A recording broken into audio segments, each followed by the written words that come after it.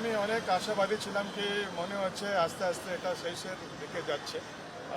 আমাদের দুদিন আগেও একটা সেন্টারে যখন হামলাকারীরা আসে তখন ভক্তরা ফোন করেছিল, তো পুলিশ আর্মি এসে ও মন্দিরটা বাঁচিয়ে নিয়েছিল। তো সেই জন্য আশা করছিলাম কি এখন পুলিশ রেসপন্ড করছে, আর্মি রেসপন্ড করছে। কিন্তু সকালে যেটা ফোন খুলি এটা আমি খবর পাই কি আমাদের একটা যে ঢাকা উপজেলাতে আমাদের ইসকনের একটা নামহাট সেন্টার ছিল, ওখানে দুষ্কৃতীরা 2টো থেকে 3টের মধ্যে সকাল সকাল এসে ওরা পেট্রোল ঢেলে দেয়, আগুন লাগিয়ে দেয়। খুব সুন্দর ওখানে বিগ্রহ ছিল, লক্ষ্মীনারায়ণ ভগবান আছেন ওখানে, রাধাকৃষ্ণ বিগ্রহ আছে। তো পুরো বিগ্রহ নষ্ট, ক্ষতিগ্রস্ত হয়ে গেছেন, পুরো মন্দিরটাই নষ্ট হয়ে গেছে। কি বলবেন একের পর এক ঘটনা?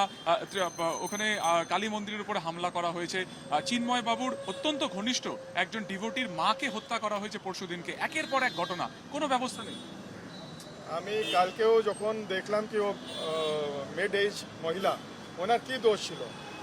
ওনার খালি আমরা দেখলাম কি আগে সোশ্যাল মিডিয়াতে আগে বলা ওরা দুষ্প্রচার করতে শুরু করলো কি ওনার ছেলে ইসকন থেকে যুক্ত আছে, তারপরে ও ফ্যামিলিকে টার্গেট করা হলো। আর কালকে আমরা চিত্রটা দেখলাম কি কিরকম নৃশংসভাবে ওনার মাথায় আঘাত করে ওনার হত্যা করা দেওয়া হয়। গ্রেপ্তার করা হচ্ছে না, বরঞ্চ যারা ভাইরাল করছে ভিডিও, সামনে আনছেন সত্য, তাদেরকে ধরা হচ্ছে। বিপ্রদাস নামে এক যুবককে ধরা হচ্ছে। প্যাসেঞ্জারকে যদি কিল করে দেন তাহলে আমরা আর কি বলবো? কিলিং, এটা তো ইংলিশে প্রভাব আছে, আছে।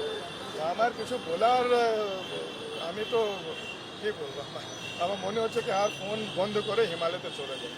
এই মুহূর্তে ইসকনে বাংলাদেশে যারা রয়েছেন, মহারাজ বা সন্ন্যাসী আপনাদের মতন, তারা কতটা দুশ্চিন্তার মধ্যে রয়েছেন, তারা কতটা আতঙ্কের মধ্যে রয়েছেন?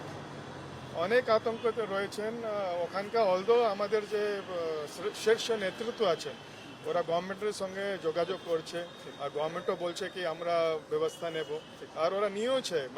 আমাদের বড় বড় যে মন্দির আছে ওখানে পুলিশ আর্মি মোতায়েন করা হয়েছে।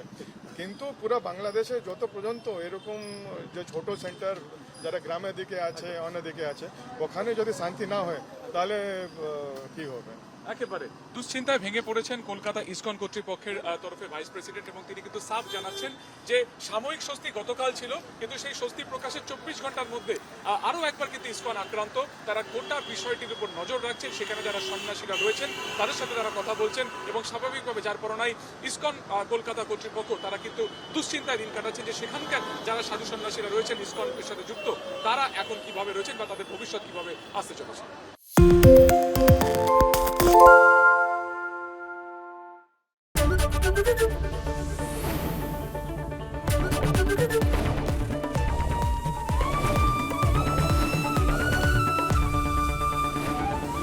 এবিপি আনন্দ, এগিয়ে থাকে, এগিয়ে রাখে।